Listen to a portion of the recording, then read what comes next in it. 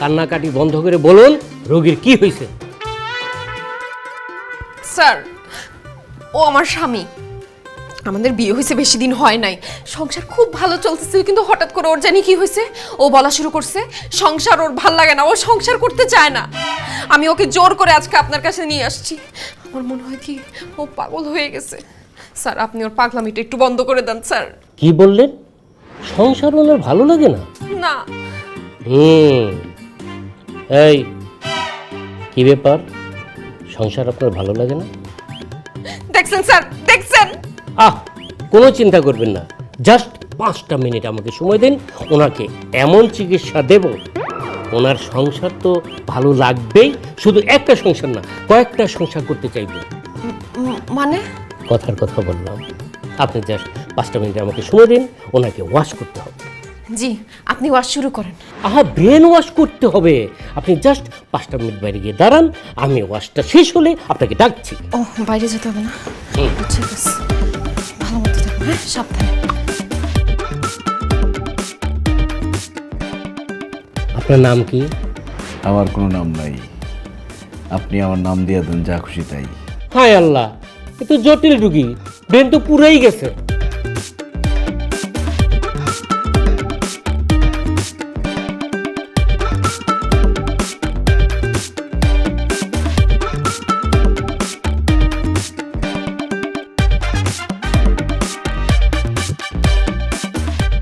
ওকে, ডান, কাজ হয়ে গেছে, আপনি ভিতরে আসুন। স্যার, কাজ হয়ে গেছে? সব ঠিকঠাক?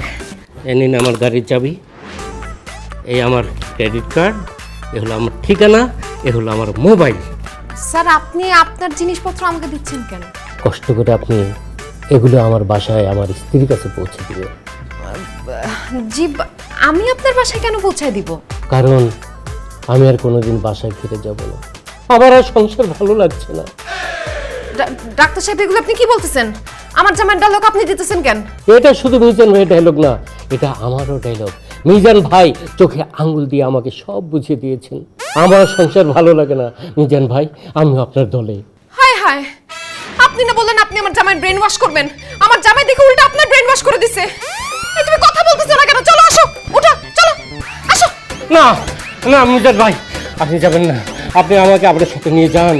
তুমি আমার সাথে কোথায় যাবে হে বৎস? পাহাড় পর্বত বন জঙ্গল যেখানে আপনি যাবেন আমি আপনার সাথে সেখানেই যাব। আমি শুধু আপনার চরণ তলে একটু ঠাই চাই মিজান বাবা।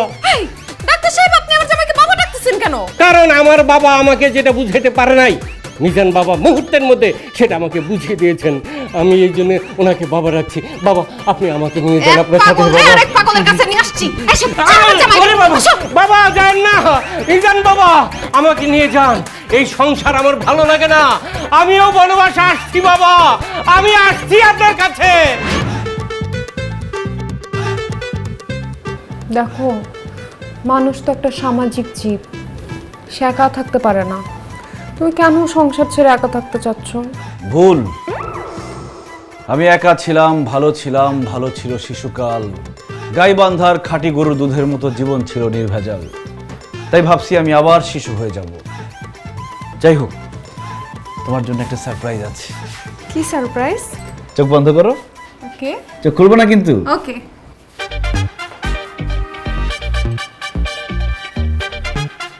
চোখ খোলো। সারপ্রাইজ। আকরাম ভাই, তুমি? এই, তুমি আকরাম ভাইকে ডাকছো কেন? আরে বাবা, আকরামই তো তোমার সারপ্রাইজ। কি? আকরাম ভাই আমার সারপ্রাইজ হয় কিভাবে? আরে তুমি বিয়ের আগে আকরামের সাথে প্রেম করতে না, কিন্তু ভাগ্য খারাপ, এই জন্য বিয়ে হয়েছে আমার সাথে। তাই আমি তোমার ভালোবাসার মানুষের হাতে তোমাকে তুলে দিচ্ছি। যাও, আমাকে ডিভোর্স দিয়ে তুমি আকরামকে বিয়ে করে সুখে শান্তিতে বসবাস করো। কি ফালতু কথা বলতেছো? বিয়ের আগে আমি আকরামকে ভালোবাসতাম, ঠিক আছে, কিন্তু এখন আমি তাকে ভুলে গেছি। কিন্তু আমি তো তোমাকে এখনো ভুলি নাই। আমি তোমাকে সেই ছোটবেলা ক্লাস 9-এর মতো এখনো ভালোবাসি।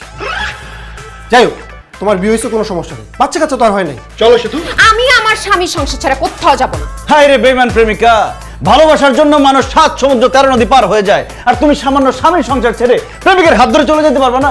না, পারবো না। আচ্ছা, তুমি কেমন মানুষ, নিজের বউকে আরেকজনের হাতে তুলে দিচ্ছ? আরে এছাড়া আমার আর তো কোনো উপায় নাই। তুমি যদি এই বাসায় থাকো তাহলে তো আমি সন্ন্যাসে যাইতে পারবো না। তুমি যদি এখান থেকে চলে যাও তোমার প্রেমিকের সাথে, তাহলে আমি স্বাধীন, যখন তখন আমি সন্ন্যাসী চলে যেতে পারবো। ওরে বাটপার, তুমি সন্ন্যাসে যাইতে পারতেছো না, এর জন্য আমাকে আমার পুরনো প্রেমিকের হাতে তুলে দিচ্ছ? হ্যাঁ সেতু, তুমি তোমার পুরনো প্রেমিকের সাথে চলে যাও, লাগলে থাকা খাওয়া তোমাদের বিয়ের খরচ সব আমি দিব। ভাইরে, আমার বউরে আমি আপনার হাতে তুলে দিতেছি, আমার বউরে দেখে রাখেন, সুখে রাখেন, দুধে ভাতে রাখেন, তার যেন কোনো কষ্ট না হয় ভাই। ঠিক আছে ভাই, বাবু চলো। হারামির বাচ্চা, বিয়ের আগে যখন বলছিলাম আমারে বিয়ে কর, আমারে নিয়ে পালায় যা, তখন তো পালানোর কথা মনে হইল না।